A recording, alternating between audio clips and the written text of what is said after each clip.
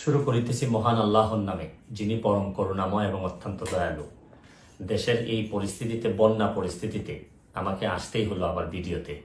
আমি সোশ্যাল মিডিয়ার মাধ্যমে যেভাবে দেখলাম যে এত পানি, বিশেষ করে আমি আমাদের এলাকায় দেখলাম যে 93 সালের পরে হবিগঞ্জে এত পানি খোয়াই নদীর উপরে কখনো হয়নি।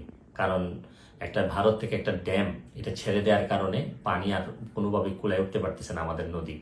এইদিকে আবার আমাদের দেখলাম যে ফেনীতে তো মানে শুধু বাড়ির ভিতরে ঢুকছে তা না, বাড়ির চালের উপর দিয়ে পানি যাচ্ছে।